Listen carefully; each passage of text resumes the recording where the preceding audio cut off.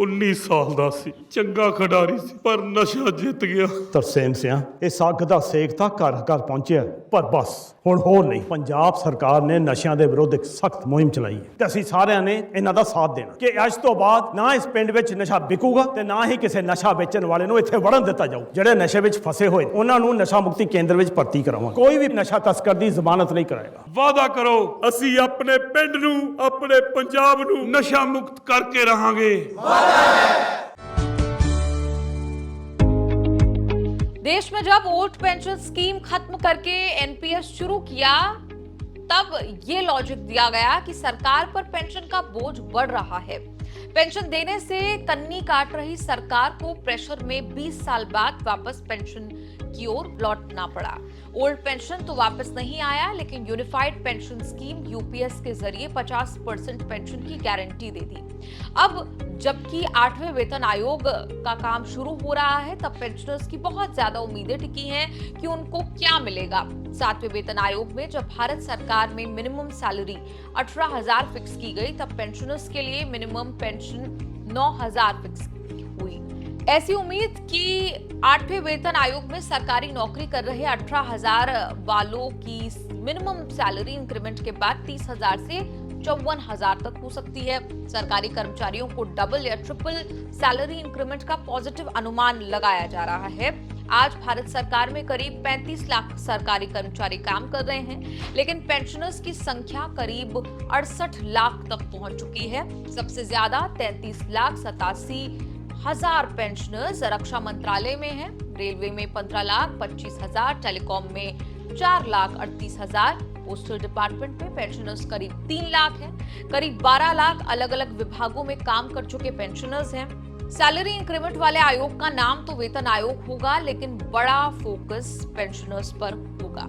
सरकार ने वेतन आयोग का ऐलान जनवरी में किया था। 1 जनवरी 2026 से नए वेतन आयोग के हिसाब से सैलरी इंक्रीमेंट लागू किया जाएगा। सारा कुछ इस बात पर निर्भर करेगा कि फिटमेंट फैक्टर कितना फाइनल होता है। कई तरह के फिटमेंट नंबर की चर्चा है।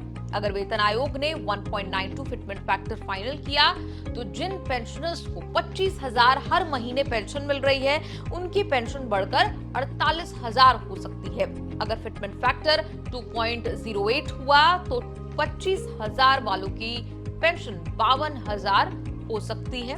अगर फिटमेंट फैक्टर 2.28 हुआ, तो वही 25,000 वाली पेंशन 57,000, और अगर फिटमेंट फैक्टर 7वें वेतन आयोग जितना 2.57 हुआ, तो 64,000 के पार हो सकती है।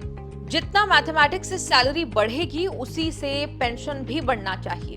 पेंशनर्स को भी सरकारी कर्मचारियों के बराबर डीए मिलता है, लेकिन नए वेतन आयोग के लागू होने से डीए रीसेट होकर 0 हो जाएगा। पेंशनर्स को भी डीए नहीं मिलेगा। डीए तब मिलना शुरू होगा जब सरकार महंगाई के हिसाब से महंगाई भत्ता या डीए देना शुरू करेगी। इसमें 6 महीने 1 साल का समय लग सकता है। कर्मचारी संगठनों की सरकार से जो बातचीत चल रही है, उसमें 2 बड़ी मांगे पेंशनर्स के हित में है। एक मांग है कि ओल्ड पेंशन स्कीम को वापस लेकर आइए। दूसरी ये कि कंप्यूटेड पेंशन को 15 साल की जगह 12 साल में बहाल करिए। कंप्यूटेड पेंशन का मतलब जब पेंशन फिक्स होती है, जब पेंशनर्स के पास ये ऑप्शन होता है कि वो एक हिस्सा बेच दें, बदले में सरकार से एक मुश्त पैसे ले लें।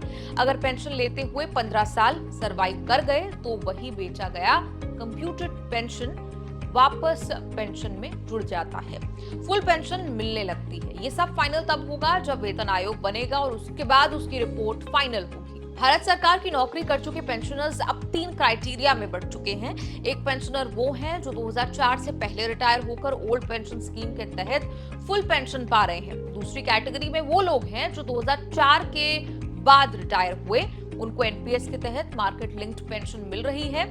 ऐसे पेंशनर्स को सरकार ने यूपीएस में स्विच करने का ऑप्शन दिया है, जिसमें 50% पेंशन की गारंटी मिलती है। हालांकि एनपीएस से यूपीएस में स्विच करने में कर्मचारियों के साथ पेंशनर्स ने भी बहुत ज्यादा जोश नहीं दिखाया है। एनपीएस से यूपीएस में स्विच करने वाले पेंशनर्स में से करीब 26,000 को ही एलिजिबल पाया गया है। मतलब अभी तक सिर्फ 26,000 पेंशनर्स को एनपीएस छोड़कर यूपीएस की पेंशन का मौका मिलेगा। अब ये डेटा और बढ़ सकता है। आपका रुपया पैसा के इस एपिसोड पर क्या कुछ कहना है, कमेंट्स में लिखकर अपनी राय जरूर दें।